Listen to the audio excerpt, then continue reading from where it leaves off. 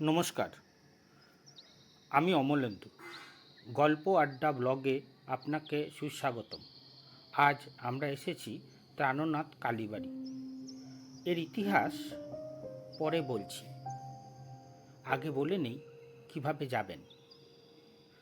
যদি BT road দিয়ে আসেন তবে সোদপুরের স্বদেশী মোড়ে এসে অটো ধরে চলে আসুন পানিহাটি লঞ্চ ঘাটে। আর যদি ট্রেনে আসেন তবে সোদপুর স্টেশন থেকে সরাসরি লঞ্চ ঘাটের অটো টোটো পাবেন 5-10 মিনিট অন্তর অন্তরই। এই অটোগুলোই বিটি রোডের স্বদেশী মোড় হয়ে পৌঁছাচ্ছে পানিহাটি লঞ্চ ঘাটে। আর পানিহাটি লঞ্চ ঘাট থেকে টোটো আপনাকে 5 মিনিটে নিয়ে আসবে এই প্রাণনাথ ঘাটে। লঞ্চ ঘাট থেকে হেঁটেও আসতে পারেন, সময় লাগবে 10 মিনিট মতো। এবার আসি সংক্ষিপ্ত ইতিহাসে। বেড়াচাঁপার রাজা ছিলেন চন্দ্রকেতু, সেটা 1300 খ্রিস্টাব্দ। তিনি পানিহাটিতে একটা দুর্গ তৈরি করেছিলেন।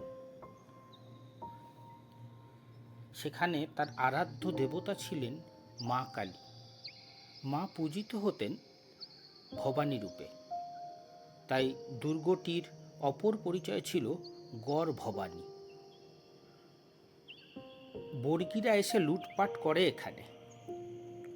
তখন মূর্তিকে লুকিয়ে অন্যত্র নিয়ে যেতে বাধ্য হয় পুরোহিত। সেই মূর্তি বহু বছর বাদে ফের দেখতে পাওয়া যায় বাগবাজার গাঙ্গুলি পরিবারে। দেখতে পান পাট ব্যবসায়ী ত্রাণনাথ বন্দ্যোপাধ্যায়। তখন তিনি তাদের সঙ্গে কথা বলে এই পঞ্চরত্ন মন্দিরে মাকে নিয়ে এসে পুনরায় প্রতিষ্ঠা করেন। তাই এই ঘাটকে ত্রাণনাথ বাবুর ঘাট বলে আখ্যা দেওয়া হয়। শুধু ত্রাণনাথ বাবুর ঘাট নয়, আশেপাশেই রয়েছে বেশ কিছু দ্রষ্টব্য স্থান।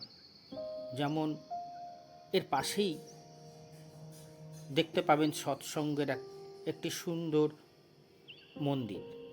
এগিয়ে গেলে একে একে পাবেন দণ্ড মহোৎসবতলা থেকে আরম্ভ করে পাঠ ভবন, মণি মাধব সেনের গৌরাঙ্গ ধাম, রানী রাসমণির নাতির স্ত্রীর তৈরি গিরিবালা মন্দির, যা ছোট দক্ষিণেশ্বর নামেও পরিচিত। পরের ভিডিওতে গিরিবালা মন্দির থেকেই শুরু করব ভাবছি। আপাতত এখানেই শেষ করছি এই পর্বটি। ফিরে আসব খুব শীঘ্রই।